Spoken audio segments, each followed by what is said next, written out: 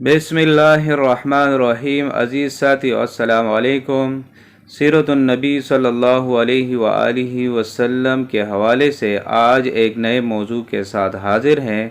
آج کا ہمارا موضوع ہے حضرت محمد صلی اللہ علیہ وآلہ وسلم کی ازواج مطہرات، جس کا آج آپ تیسرا حصہ ملاحظہ فرمائیں گے۔ حضرت زینب بن خزیمہ ہلالیہ رضی اللہ تعالی عنہ ام المساکین کے نام سے معروف ہے۔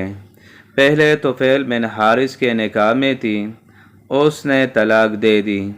پھر اس کے بھائی عبیدہ رضی اللہ تعالی عنہ سے نکاح ہو گیا۔ جب یہ بھی غزوہ بدر میں شہید ہو گئے تو 3 ہجری میں غزوہ احد سے 1 ماہ پہلے آن حضرت صلی اللہ علیہ وآلہ وسلم کے نکاح میں آئی اور صرف 2 ماہ نکاح میں رہ کر وفات پا گئی۔ حضرت ام حبیبہ رضی اللہ تعالی عنہا ابو سفیان رضی اللہ تعالی عنہ کی بیٹی ہے۔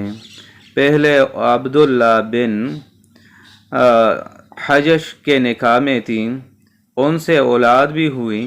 یہ دونوں مسلمان ہو کر حبشہ ہجرت کر گئے تھے۔ وہاں پہنچ کر عبداللہ بن حجش نصرانی ہو گیا اور ام حبیبہ رضی اللہ تعالی عنہ اپنے ایمان پر قائم رہی۔ اس وقت رسول اللہ صلی اللہ علیہ وآلہ وسلم نے نجاشی شاہ حبشہ کو خط لکھا کہ ام حبیبہ رضی اللہ تعالی عنہ کو آن حضرت صلی اللہ علیہ وآلہ وسلم کی طرف سے پیغام نکاح دیں۔ چنانچہ نجاشی نے پیغام دیا اور خود ہی نکاح کا کفیل ہوا اور 400 دینار مہر خود ہی ادا کر دیے۔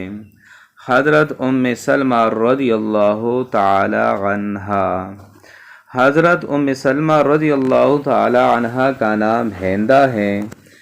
پہلے ابو سلمہ رضی اللہ تعالی عنہ کے نکاح میں تھی، جن سے اولاد بھی ہوئی۔ جمادی الثانی 4 ہجری میں اور بعض روایات کے مطابق 3 ہجری میں آپ صلی اللہ علیہ وآلہ وسلم کے نکاح میں آئی۔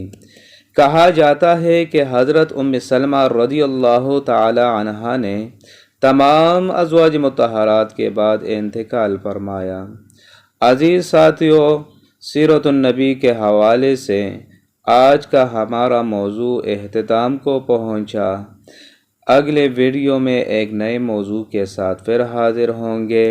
والسلام۔